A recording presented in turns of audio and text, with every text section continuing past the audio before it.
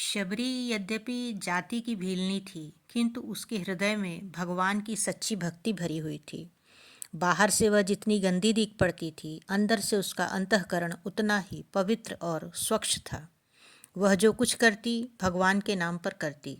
भगवान के दर्शनों की उसे बड़ी लालसा थी और उसे विश्वास भी था कि एक दिन उसे भगवान के दर्शन अवश्य होंगे। शबरी जहाँ रहती थी उस वन में अनेक ऋषियों के आश्रम थे। उसकी उन ऋषियों की सेवा करने और उनसे भगवान की कथा सुनने की बड़ी इच्छा रहती थी।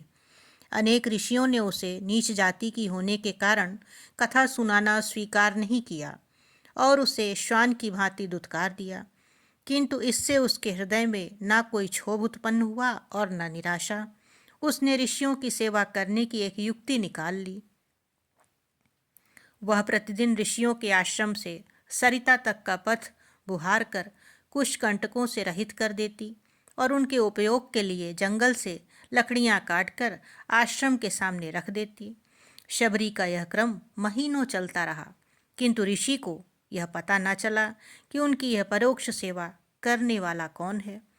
इस गोपनीयता का कारण यह भी था कि शबरी आधी रात रहे ही जाकर अपना काम पूरा कराया करती थी। जब वह कार्यक्रम बहुत समय तक अविरल रूप से चलता रहा तो ऋषियों को अपने परोक्ष सेवक का पता लगाने की अतीव जिज्ञासा उठी।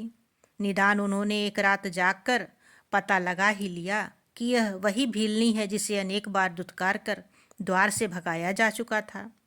तपस्वियों ने अंततः महिला की सेवा स्वीकार करने में परंपराओं पर आघात होते देखा और उसे अनेक धर्म कर्मों में किसी प्रकार भाग न लेने के लिए धमकाने लगे। मातंग ऋषि से यह देखा न गया। वे शबरी को अपनी कुटी के समीप ठहराने के लिए ले गए। भगवान राम जब वनवास आए तो उन्होंने मातंग ऋषि को सर्वोपरि मानकर उन्हें सबसे पहले छाती से लगाया और शबरी के जूठे बेर प्रेमपूर्वक चक चक कर खाए। तो ऐसी थी शबरी की भक्ति, जो भगवान राम को उनके पास दर्शनों के लिए स्वयं लेकर आई। यदि आपको यह कथा पसंद आई हो तो फिर चैनल को लाइक एवं सब्सक्राइब अवश्य करें। धन्यवाद।